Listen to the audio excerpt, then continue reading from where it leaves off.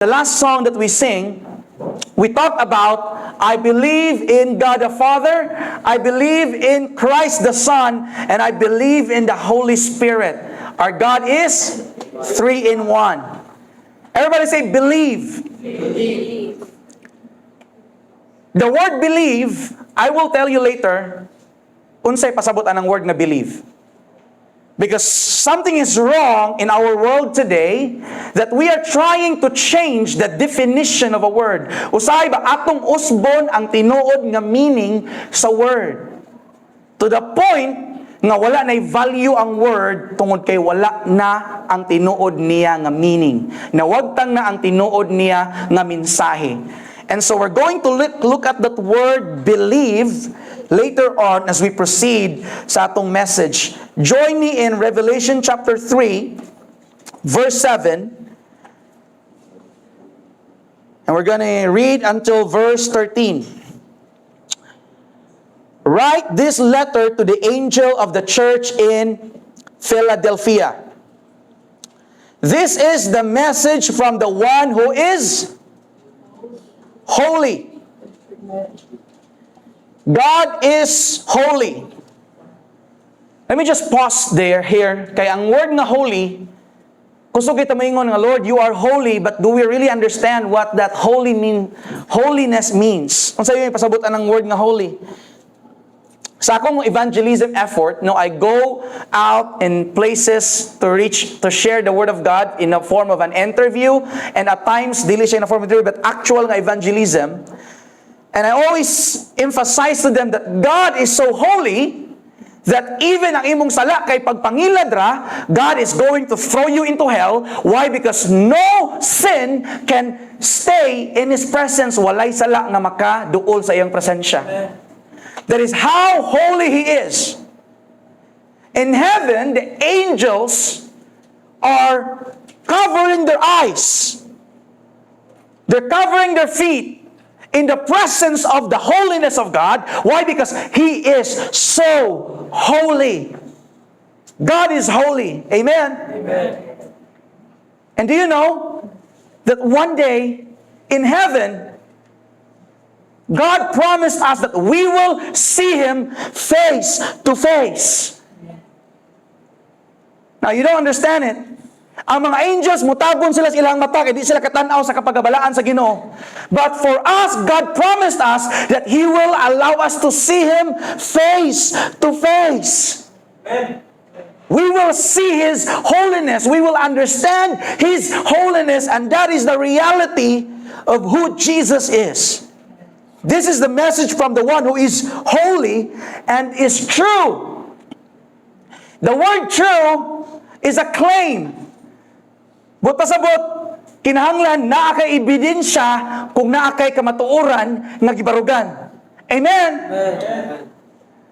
You know, our Jesus is a true God. He is a true Lord. A lot of religions today, I'm sad. Why? Because they look at Jesus just as a prophet. They looked at Jesus just as a normal human being. They look at Jesus as an angel. Naigsuon sila ni Angel Michael, or parehas sila ni Angel Michael. But Jesus is true, and He is holy, and He is God, and He is Lord. Amen. Amen. I was doing a research, and I found out nga naay usa ka lawyer, gipanganlan siya og Leonel Lacho. O ya, si Leonel Lacho, usa siya ka banggiitan na abogado. He has 245 murder cases. 245 murder cases na iyang gidaog consecutively, walay pildi-pildi, 245 ka bukaso gidaog niya, walay pildi-pildi. I repeated it twice so that you will understand. This man knows what he is doing. He's a brilliant lawyer, very powerful. In essence, ay ang pagka-attorney, nakahibaw siya sa unsaon pagdaog mga kaso. Bisan pag sayop ang ihang gipinsahan, pero tungod kay naa siya'y knowledge sa balaod, kahibaw siya unsaon pag daog sa mga kaso. And what happened that Leonel Lacco attended a business meeting. Unya, naayo sa ka Christian, naingon sa iyang nga negosyante, I know how great you are in your expertise as a lawyer.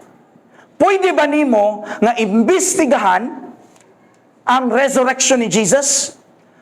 Pwede ba nimo klaruhon ang ebidensya kung tinuod ba gyud nga si Jesus nabanhaw? So si Leonel Lacco na challenge siya, unya, he was an atheist, meaning di siya motuog Ginoo. And his goal was to debunk Christianity. Iyang i-prove nga ang resurrection dili tinuod. And as he was investigating the resurrection of Jesus Christ, you know what happened? He became a Christian. Amen. And he not only became a Christian, he became a minister. He went full-time in ministry. Why? He realized Jesus is holy and He is true. Amen. And now that I know na tinuod siya, I'm gonna live my life for Him. For the rest of my life, I'm going to serve Him. That's what happened to him. Now, we're not like him na lawyer, kamao.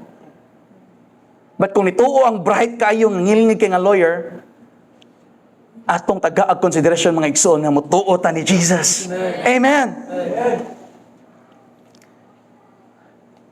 He is holy and true, the one who has the key of David. And what He opens, no one can close. And what He closes, no one can open. The word key of David is a messianic term. Usa na siya ka messianic term, meaning usa ka explanation or description para ni Jesus. Why? Because Jesus was the Jewish Messiah. And the key of David is found in the book of Isaiah, chapter 22, verse 22. I'm just going to read it quickly para sa inyo. Nagyanda na daladaan, palihog ko. Isaiah 22, verse 22. I will give him the key to the house of David, the highest position in the royal court. When he opens the doors, no one will be able to close them. And when he closes the doors, no one will be able to open them. Amen. This is talking about Jesus, who is holy and true. Balaan siya og tinuod, unya naa niya ang tanang gahom sa pag-abli sa portahan o pagsirado. Kung iyang ablihan, walay makasirado. Kung iyang siradaan, walay makaabli. Ingon ana ang gahom ni Kristo, mga igsoon. That's the Jesus we serve. Verse 8, I know all the things you do. Now, he's talking to the church in Philadelphia. And I have opened a door for you that no one can close. Nag-abli kog portahan ninyo nga walay bisan kinsa ang makapasirado. You have a little strength, yet you obey my word and did not deny me. Can you show the image nga akong gianda for this? Because I want you to see nga ang church sa Philadelphia, next slide,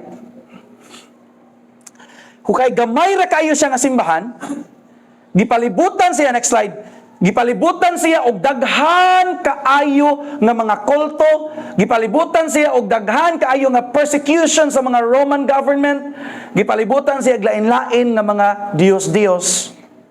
Gamay kay siya nga simbahan, kaning nasto nga. And yet, nipadayon sila sa ilang pagkakristohanon, bisan tuod, gamay ra sila kusog. Gamay ra sila kwarta. Dili sila mga dato. Pero ang ilahang pagsunod sa pulong sa Dios, nga wala nila gidinay si Kristo. Because during this time, the Roman soldiers are roaming around, unya kung makit-an ka nga Kristohanon ka, they're gonna put you in prison. And the Church of Philadelphia, nipadayon sila og exist as a church regardless sa mga persecution. Nagpadayon sila og simba sa Ginoo bisan tuod na ay magsigig pangita nila. Kung Kristohanon ka, okay, preso. And the Christians in Philadelphia ay nagpangutana sa mga persecutors nila ang ilang tubag, yes, si Jesus ang among Lord. Amen. Ingon si Jesus, you did not deny me. Verse 9. Look, I will force those who belong to Satan's synagogue, those liars who say they are Jews but are not, to come and bow down at your feet, and they will acknowledge that you are the ones I love. Ang simbahan sa Philadelphia, mga igsoon, di istorya si Kristo nila nga gihigugma nila siya. Gihigugma niya sila. Meaning, dako kay gugma si Kristo sa simbahan sa Philadelphia. Kasi ganahan, nga higugmaon tas Ginoo. Now, we are loved by the Lord unconditionally, but this kind of love is something special. Why? Because Jesus is happy for them. Nalipay ko, nga gamay ra mo kusog, pero wala jud ko ninyo gidinay. Kanya maabot ang time, nga kanang mga nagdaog-daog ninyo, ako na sila paludhon sa inyong tubangan. Kaya mga tao nga nag-BI ninyo, they will know, and they will certainly know, nga kamo akong mga pinili. Nga kamo akong hinigugma. O maabot ang time, nga kanang nagsigig tamak ninyo, mo na muluhod sa inyong tubangan. Mo na saad ni Jesus kung kita magmatinud-anon sa iya. Verse 10, because you have obeyed my command to persevere, I will protect you from the great time of testing that will come upon the whole world to test those who belong to this world. Niingon si Jesus tungod kay kamo nituman sa akong sugo. Nga mo padayon nga mulahutay, proteksyonan ko kamo sa dako kaayo nga pagsulay nga moabot sa kalibutan para testingan ang mga tao nga nabilong ni ining kalibutan. This sounds tribulation to me. Amen. Niingon si Jesus, proteksyonan ta mo sa tribulation. And that sounds rapture to me. If you follow the example sa mga magtotoo sa Philadelphia, sa adan ka sa Ginoo, nga ilikay ti ka sa tribulation. Kuhaon ti ka, unya dili na ko itugot na maapil ka sa dako kaayo nga pagsulay nga moabot sa tibok kalibutan. Do you know that many countries today are starting to prepare for nuclear weapons? And it's not just for a show of power. One day, we will see it being used during the Great Tribulation. And yet, during the Great Tribulation, you never ever want to be here. Nga naman, nuclear bombs popping in places after places and after places. There's gonna be massive destruction na mahitabo sa kalibutan because of that war in tribulation. And that's just one of the events nga mahitabo. There are more. Verse 11, I am coming soon. Jesus said, hapit na kong mubalik. Hold on to what you have so that no one will take away your crown. Na crown nga gisaad ang Ginoo. All who are victorious will become pillars in the temple of my God, and they will never have to leave it. And I will write on them the name of my God, and they will be citizens in the city of my God. Mahimot ang citizen sa syudad sa Dios, the new Jerusalem that comes down from heaven from my God. Can you show the next image that I prepared? I was asking AI to generate an image nga mo project unsa kadaka ang New Jerusalem nga buhaton sa Ginoo. Next slide. And if you imagine that, now this will not come close. Pero ang gisulti sa Book of Revelation mo ni, the size is 12 istidia. Ang 12 istidia is equivalent to 275 or 273 Mount Everest nga gipatong-patong. 273 kabuok Mount Everest nga gipatong-patong ingon ana kadako ang syudad sa Jerusalem. And there will be structures that are being built by the hands of God. Meaning to say, ang kamot sa Ginoo mao'y nagbuhat sa mga istruktura nga naa sa New Jerusalem. Now, kung wari kag kalibutan, muadto kag Paris, muadto kag New York, si Pastor Helmer nabi sa New York karon, muhangad-hangad kang gato ning dutas mga building diri, ning dutas mga architect nga nagbuhat ano. But when you come into the New Jerusalem, you will see the greatest architect of all. God will show us the city kung diin ta mahimo nga citizen. We will become a citizen in the city of God. Kinsay ganahan mo po sa New Jerusalem? Amen. And the Church of Philadelphia was encouraged with this promise. My friends, my brothers and sisters in the Lord, kung magmadaugon mo, if you will be victorious, I will write the name of God and you will be a citizen in the city of God. And I will also write on them my new name. There's a lot of mystery here. Unsa day bagong pangan ang Ginoo? Unsa naman pud? We don't know. But that new name will excite us tungod kay naay nindot kay nga saan ang Ginoo na. Verse 13, anyone with ears to hear must listen to the Spirit and understand what He is saying to the churches. Listen and understand. Mga igsoon, the reason why when I'm preaching, I have to explain a lot of things because I want you to understand. Walay purpose kung maminaw rata diri ni kuli watay nasabtan. And so if sometimes it takes time na ang mensahe nako nung maabot og tag 1 hour, 45 minutes, 50 minutes, but it's for your good. Why? Because verse 13 tells us, listen to the Spirit and understand what He is saying to the churches. Would you bow your heads and close your eyes? Let's pray. Father in heaven, we thank you for your word today, that you have blessed us and encouraged us to learn from the believers in Philadelphia nganong gitawag sila og faithful church. And it's because they have lived a life that is pleasing in your sight. Lord, sa among pagtuon ining kabuntagon, among pag-ampo na among masabtan ang kamatuoran nga gikan sa imuhang pulong. This we ask and we pray in Jesus' name. Everybody say, Amen and amen. We are in what we call the Faithful Church, Part 8 sa itong Eschatology series. You know, last Monday, I shared it on my Facebook account, and nangadto mig resort sa Mactan. And while there, naguba ang akong GoPro. Naguba akong GoPro, nisud ang tubig ba? And the reason because I used a battery, gamit kong battery nga, ni burot. It's a compromised battery nga gigamit ako sa GoPro, hinungdan nga ni ukang gamay, nisulod ang tubig, and my GoPro is now dead.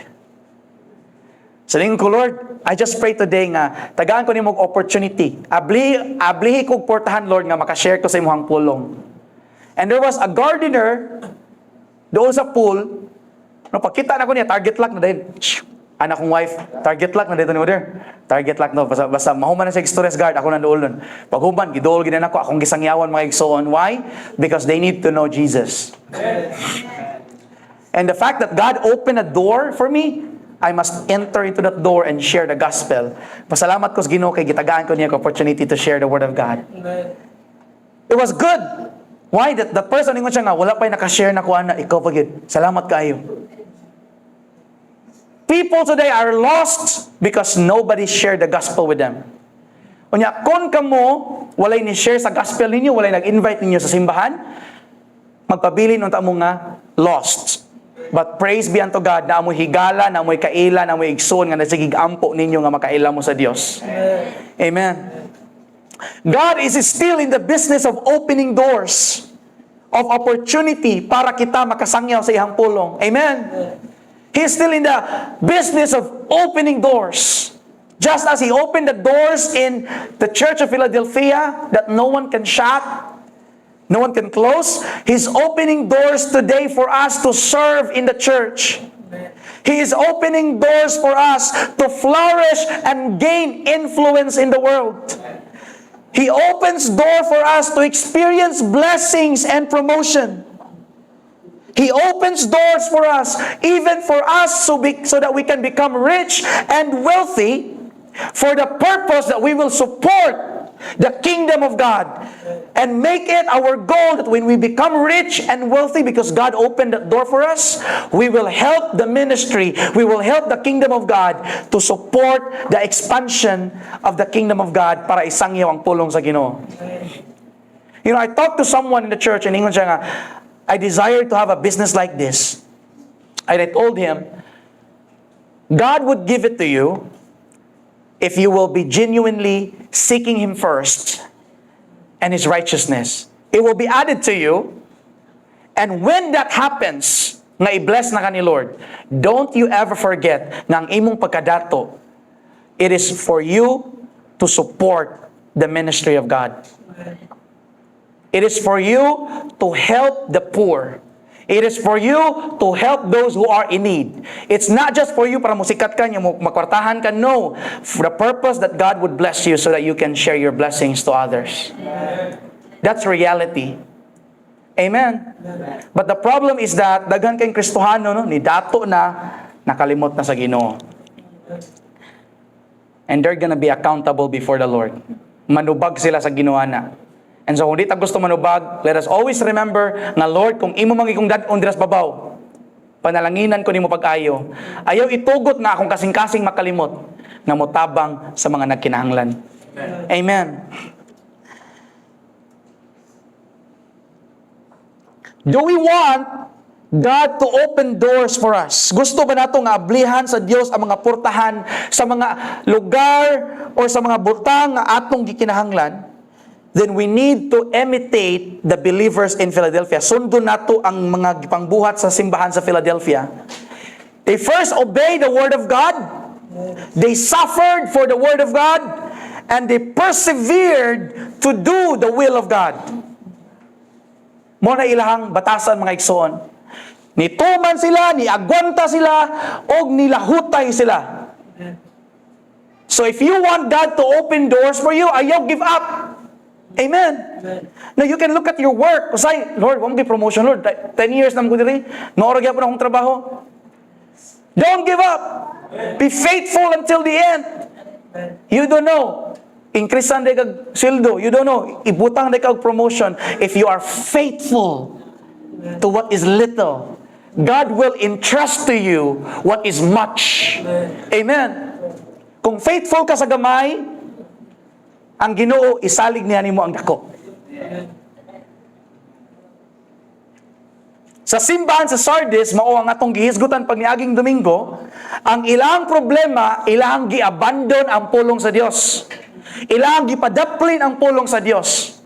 Pero sa simbahan sa Philadelphia, ang mga igsuon nato sa una, ilang gituman ang pulong sa Dios. God wants us not just to be the hearers of His Word, but doers. Ingnan mong tapat, be a doer.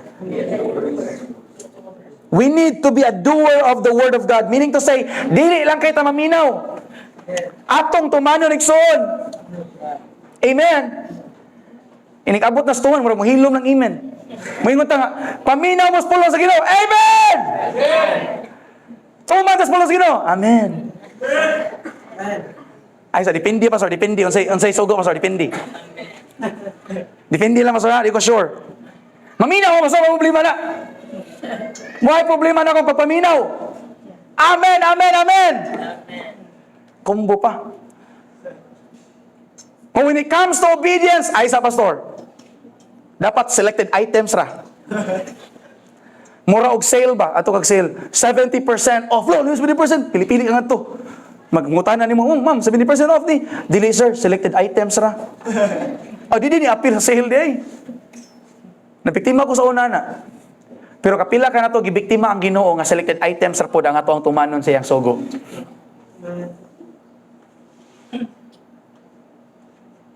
Usahay, mamili ra ta unsay kaya nato. Usahay, mamili ra ta unsay convenient nato. But when it comes to uncomfortable things na kinahanglan natong tumanon, mulikay-likay sa ta, Lord, paasa ko karon. My friends, God cannot open a door for you if that is your attitude. God cannot open a door for our church if we keep disobeying His commands. We need to be true to Him. Kinahanglan maninuod na kita sa Ginoo, mga igsoon. People have many excuses why they don't obey God. Daghang kay excuse. Pero kay ba mo, inigabot panahon, ang tanang excuse nato, dili gid siya valid. Number one, God is with you. Giubanan ka sa Ginoo para tumanon nimo ang ihang sugo. Mura bitog, Sir Junel, palit ragod na tug kuan kanang cake niya kuyugan ti ka. Ingon ana ang saad sa Ginoo kung musugo siya nato, di ta niya pasagdan. Iya tang ubanan. Ikaduha, He has given us His Holy Spirit. The Bible tells us that pariha nga espiritu nga nagpabanhaw ni Kristo nagpuyo sa imuhang lawas, nagpuyo sa imong kinabuhi. In other words, you have the Holy Spirit in you para matuman nimo ang sugo sa Dios. So we have no excuse. Kung suguon ka palit og something, may kawam ko'y kwarta no, na ako'y gibutang sa imong bulsa, tanawa. Ay, naabi to no? Abi na ko papel resibo ra. That excuse will not work in the eyes of God. First thing I want you to write down if you're taking notes. Obey God in your weakness. Amen. Obey God in your weakness. Tumbana ang Diyos sa inyong kaluyahon. Amen. The church of Philadelphia has little strength. If you look at verse 8, second part, ningon dira nga, you have little strength. Gabay ra kay mo kusog, pero nipadayon mo tuman sa akong sugo, nalipay ko ana. Mo na ingon ni Jesus sa simbahan sa Philadelphia. They are weak, they have little strength, but they obeyed anyway. That's what we needed to do. You know, the problem is that we use our weakness as an excuse para mo disobey sa Ginoo. Usahay, gamito na to itong kaluyahon para dili mo tuman sa Ginoo. Lord, bago pa man ko, Lord. Bago ram ko na kailan ni mo, Lord.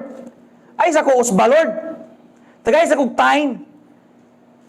Yeah, that's normal. Na i-process ka ni Lord.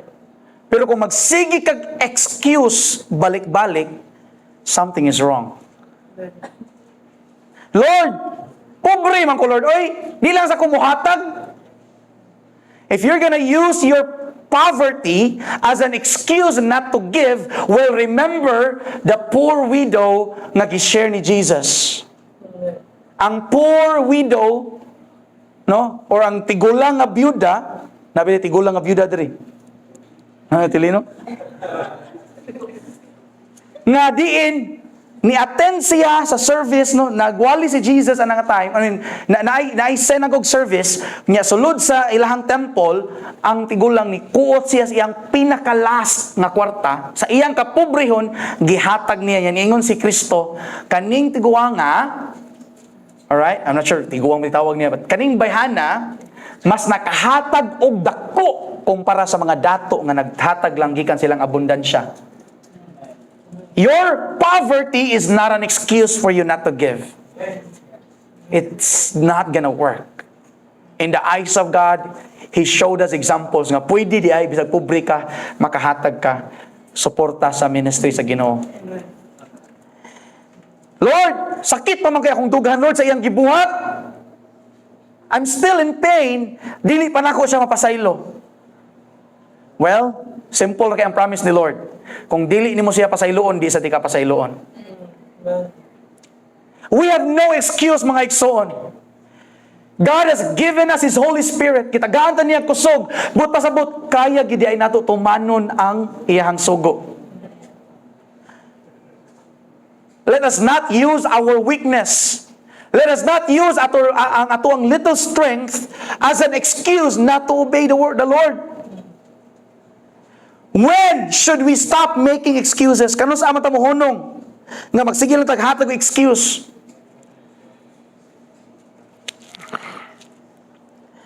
When it's too late for us to do it, sayang nga, may pagawa ako ng kuan na may mga sayang moments sa inyong kinabuhi.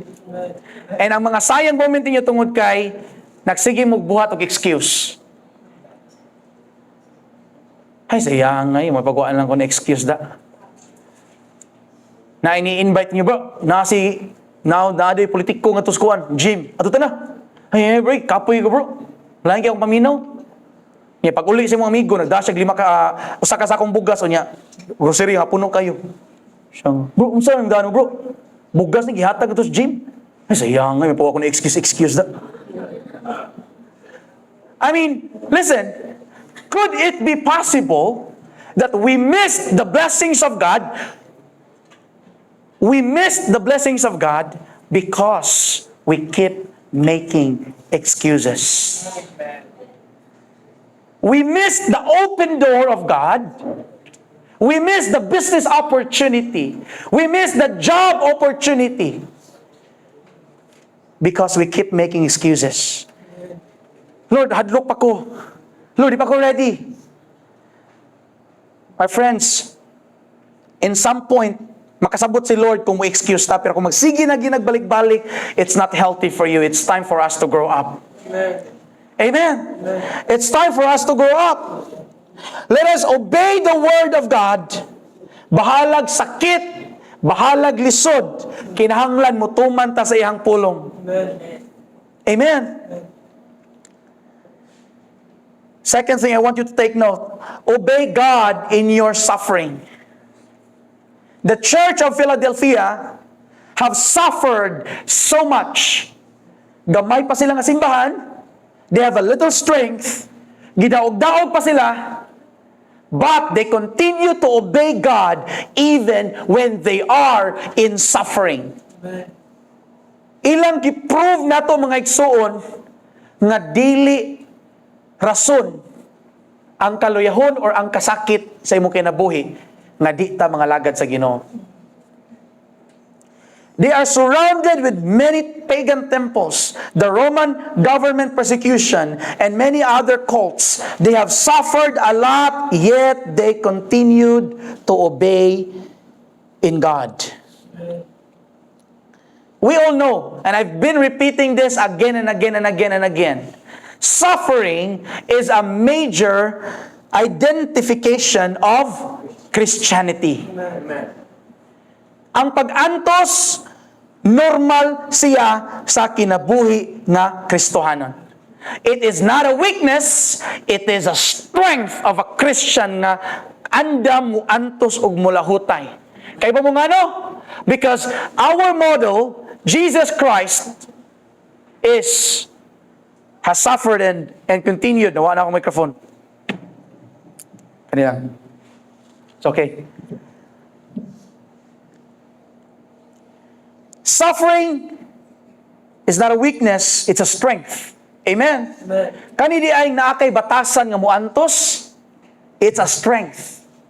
But pasabot, dali ra ka mo bangon kay anad na ka. Amen. Amen? Amen. You know, when Yolanda hit last 2013, many nations around the world have appreciated our resilience. They noticed kung giunsa na to pagbangon. Bisan og daghan kayong namatayan, bisan daghan kayong nagubaan og mga balay, they still see the smiles in our faces. Why? Because we have suffered so much. And because we suffered so much, we become strong in that area nga asa ta nagsigi og antos. Unya kung moagi tag pag-antos, murag normal na lang. Amen. So suffering is not a weakness. It's a strength. So when we suffer because people betrayed us, let's obey the Lord. Amen. Love them. Love your enemies. Amen. When we suffer because people has done evil and reviled us, let's pray for them. Let's obey the word of God. Di ta mo balos kay ano man wala man nagsugo ang Ginoo nga bawsi. Ang gisugo sa Ginoo higog maa, tumana ang sugo sa Dios mga igsoon. Amen. When we suffer because we choose to follow Christ, kung nag-antos na tungod kay nisunod ta ni Kristo, padayon mga igsoon, og tuman sa iyang kabubuton. Why? Your reward, ang atong reward nga gisaad sa Ginoo, dako kayo. It is something that you cannot imagine. Jesus loves the Church of Philadelphia. O niya, niingon siya, ni saad si Jesus, kanang mga nagdaog-daog ninyo, one day, muluhod na sa inyong atubangan. Not to worship you, but just to show them that I love you. Muna gisaad ni Jesus. We read that. Nisaad si Jesus nga moabot ang time nga kanang mga nagdaog-daog ninyo, muluhod na sa inyong atubangan. O niya, akong i-prove nila nga gihigugma ta mo. Kamu ang akong mga gihigugma. We need to start treating suffering as part of our lives. Ano sa'yo pasabot ni Pastor John? Kung mag-antos ka ni kas kinabuhi, niya Kristohanon ka, niya nag-antos ka tungod kay nisunod ka sa Ginoo, that's normal. That's gonna be normal. You know, in the past few weeks, we've been suffering a lot. I mean, even in the past few months, you know, among income, grabe kay ka-affected because I work. May mga challenges within our marriage, within our families, relationship outside. We've been tested and we suffered emotionally. We suffered physically, we're tired, exhausted. But you know what? We don't want to brag it, but we just continue to obey the Lord. Despite na yung mga challenges, you will see our faces, higigapog selfie ng Bible study. Why? Because we want to obey the Lord. Regardless sa pag-antos, kasakit, pagsulay nga inyong giagian, padayon tagtuman sa Ginoo. But you know what inspired me? Kaya ba mo kinsay ni-inspire nako? I'm inspired by the apostles, by the Lord Jesus Christ, but nindot kayo nga nakaigsoon sa simbahan nga na-inspired ka. You know, my brother, Grishimar, the past few months, no, suffered siya sa iyang ngipon, grabe. But I always see him in the church, actively serving. Bahalag magduko-duko siya nga nag-anto siyang ngipon, maminaw gyapon siya sa wali mo yung Amen. Anong ngipon man akong example? Sakit kinang ngipon mga igsoon. Manang brush your teeth. Ini mo dapat brush your teeth.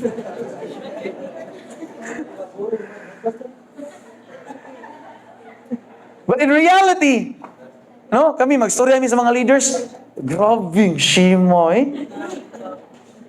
Bless kami. And it's inspired me. And that's why we're continue obeying the Lord even in suffering. Amen. Bahalag na pagsulay, bahalag na pag-antos, mupadayon ta og tuman sa Dios. We need to start treating suffering as part of our lives. And that's what the apostles said. James 1:2, kaya mo sa gisulti ni James? Si James kay gilabay siya sa building nga taas kaayo, niya buhi pa man siya, giputlan siya go. Niya naingon si James, count it for joy. Ikalipay nga nag-antos ka. Niya minaw sa kang Peter, si Peter gilansang sa cross pinabali. Niya naingon si Peter, kung mag-antos ka, ayaw ka surprise. 1 Peter 4:12. No? Dear friends, don't be surprised. Ay ka surprise. Uy, giaway ka, kinito kas Ginoo. Ay ka surprise eh. So, normal na. And if you listen to Paul, Romans 8:18, ang inyong mga kipag-antos, what we suffer now is nothing compared to the glory of God na ipakita niya sa tuwa mga igsoon. Amen! Muna nga bahalag mag-antos ta, mutuman gihapon ta sa pulong sa Dios. Amen! Jesus also said something about suffering. John chapter 16 verse 33, naingon si Jesus, I have told you this so that you may have peace in me. Namoy kalinaw, bisag namos mga pagantos. Here on earth, you will have trials and sorrows, mga kagool, mga kapait, mga kasakit. But take heart, I have overcome the world. Nadaog na ako ang kalibutan, so madaog po na ninyo inyong kasakit, madaog po na inyong pagsulay, madaog na ninyo ang mga gipangantos. Obey gihapon sa pulong sa Dios. Amen. Last, take note of this. Obey God until the end. Tumtuman sa Dios hangtod sa kahangturan. Obedience is a major theme in the Bible. Gikan sa Genesis padung sa Revelation, the word obedience have been emphasized na kinahanglan mutuman gyud ta sa Dios. Amen. Nganong mutuman ta sa Dios? Dili para kontrolon ta niya, kundili para ilikay ta niya sa mga kadautan. Sama ba nagmaingon kasi mong anak ba nga, nak, ayaw agi anang kanal ha, kaya nga kanang agi na, kaya mahukas kanal. Nagsugo ka. Ni mong anak kay, di ko ganahan kontrolon. Agi ka to, nahugnos kanal. And likewise, God gave us all these commandments. Kay gusto sa Dios nga dili ta mahulog sa laang sa kaaway. Dili ta mahulog sa kanal nga diin giandam ni Satanas nato. Gusto sa Dios nga magsubay ta sa dalan nga tarong padung sa iyang kabubuton. That's the purpose of obedience. Nganong kinahanglan ta mutuman. It is not for us to be punished but for us to be blessed. Ang Dios nakahibaw kung unsay angay ug nindot para nato. Amen. Mutuo ba ta nga God knows what's best for us. Amen. Yang ano di ba ta mutuman? No? Could it be that we don't really care? Or could it be we have many excuses? Or could it be we are suffering and we use it as an excuse? Let this be a reminder for us that obedience must not be a short-term understanding. Ang pagtuman sa Dios, dili siya short-term, but it's long-term, it's lifetime. Obey God until the end. That's what Jesus appreciated about the Philadelphia. Niingon si Jesus, you have persevered and obeyed my word. The word perseverance meaning nilahutay. Magbawa na. Bisa kay bawa na mo ato. Kay bawo ka mo agwanta og mulahutay sa kalisod ug nagpadayon kag tuman sa Dios bisan sa kalisod. Obey God until the end. Obey God when things are bad and obey God even when things are good. Lord, napamo ko'y kwarta ron. Wasa ko na kinahanglan nimo. Paasa ko ron. Lord, gamay naman lang. So, dool na ko nimo. No, obedience must be consistent, mga igsoon. Obedience must be long-term. Nagsugod kag obey, you will end your life obeying the will of God. Amen. If we just obey God, we will certainly experience the best plan He has prepared for us. Na ay maayo kay nga plano ang Dios sa atoang kinabuhi, sa atoang simbahan, ug kon kita mo padayon og tuman sa iyang kabubuton nga naa sa iyang pulong, mga igsoon, we will certainly see an open door that Jesus will open for us. And no one can shut it down. That's what He promised. Do you know that we're praying for an open door, that we can find a better place to worship the Lord? We need God to open that door for us. Amen. And God told us the key is obedience. Just as a child na gusto niya nga palitan siya sa iyang paborito nga duaan, the parents, good parents will buy that toy when that kid is obedient sa sugo sa iyang ginikanan. We are all children of God. Ug kung mutuman ta sa sugo sa Dios, if we live our life in obedience, mga igsoon, we will see to it that God will open that door of opportunity para nato. And God will bless us and God will prosper us. And He will use us for the purpose of His kingdom. Amen. We should imitate the church in Philadelphia that obedience is a lifetime commitment. Kinsay ka nagpiso? Pwede isa kamot? Sige nagpiso?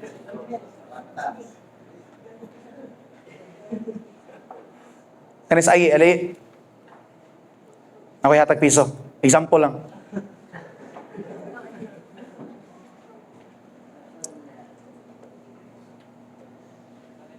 Nitago mo siya sa kortina, padung na siya matug ba? Ito, joke ra, wala. So ay, tagaan ti kag piso, kopti na. Kanang piso nga, aray sa tubangan, para makita kanila.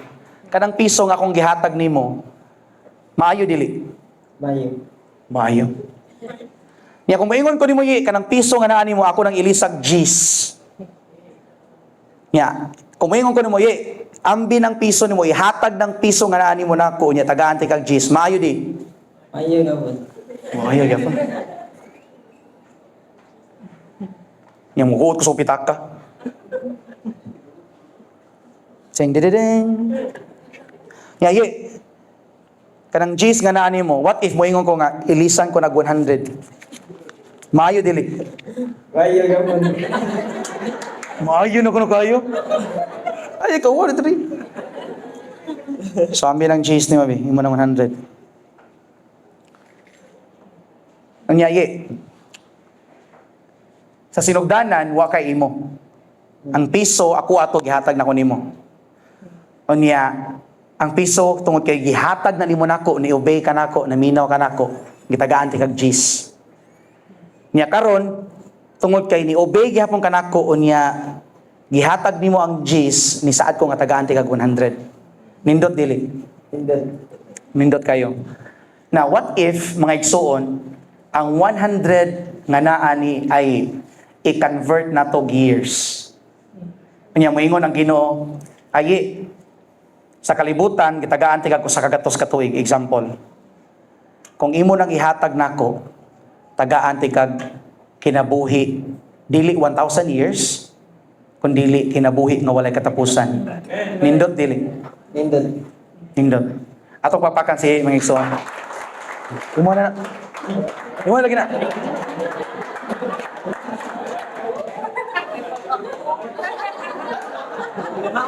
Naay nag-excuse kanina, mauwam gud ko. Mao ko mo isas kabog, may bagong ako uwo da. But here's the thing. That's what the word believe means. Remember I told you I will teach you what the true meaning of the word believe. Would you please stand? Let's bring this into a close.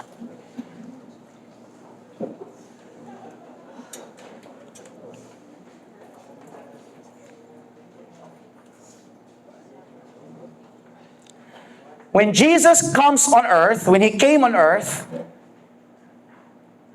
pag-ari niya sa kalibutan mga igsoon, He lived a perfect life. He went through all the betrayal, emotional pain, and He also suffered on the cross and He died for us. Amen. Nagpakamatay si Jesus para nato. And when Jesus died, one thing that He always tells His disciples, make those people in all the world to believe in me. Sulti ang mga tao sa tibuok kalibutan nga motuon ako. Why? Mao ni siya. Ako'y nagbuhat nila. Ang piso nga gihatag na ko nga iasa gikan iya or ako That example, me, I am representing God, and Ayi is representing every human being na ang kinabuhi nga naa nato gikan sa Dios. And God is saying to us, if imo nang ihatag nako, I will give you eternal life. The word believe is not head knowledge mga igsoon. The word believe is not just something nga naa sa itong unahuna nga nito ko Ginoo. You know what James said? Even the demons believe. Ang mga demonyo nito upod, pero wala sila maluwas. You know, one of the greatest warning in the Bible, ang pinakaligon nga warning sa Biblia mao ni, daghang nagtawag nako Ginoo, Ginoo. Unya dili sila makasud sa langit. Why? Because they don't understand the word believe. Believe is not just in here. Believe is giving your life to God. Pastor, nagbuot-buot na yung meaning. No. If you go back to the ancient times, mubalik kas panahon ni Jesus, kung moingon gani kag I believe in you, you are saying that I totally trust you. That I am in full allegiance to you. Meaning, alay ko nimo.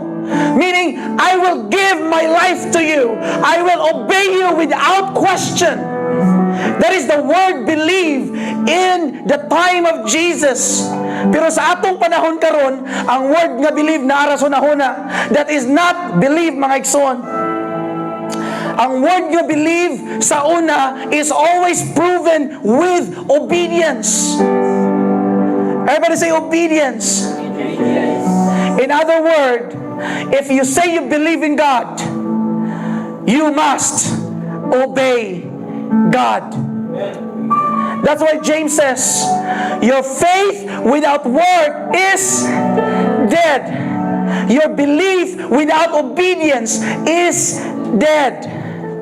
And today, as we confess the song, I believe,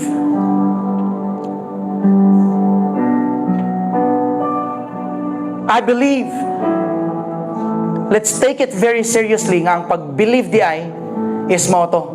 Nagipakita na ko ninyo ganina. Naingon si Jesus, if you believe in me, in other words, if you surrender your life to me, ang 80 katuig nga naa sa kalibutan, kung imo lang ihatag nako, I promise you that you will have eternal life. When you die, you will rise again. And you will live forever and ever and ever. Mga igsoon, I want you to be honest with God today, because the word believe is actually offering your life to the Lord. Kinsay ganahan nga mo tinuod gyud og tuo na sa Ginoo karon. Amen. Kinsay ganahan nga mo surrender na gyud sa Ginoo karon. Now, some of you might be ashamed to come forward because I've been asking you to come forward this past few weeks. But kung dili ka mauwaw nga i-surrender nimo imong life sa Ginoo, nga ihatag nimo imong kinabuhi sa Dios, I want you to come forward. And I want you to talk to the Lord. Pakikstorya sa Ginoo. Don't be ashamed. Ayaw ka uwaw. As we sing this song, I want you to sing it heartily, and you can come forward and Lord, I want to completely obey you in all the days of my life. Just take your time.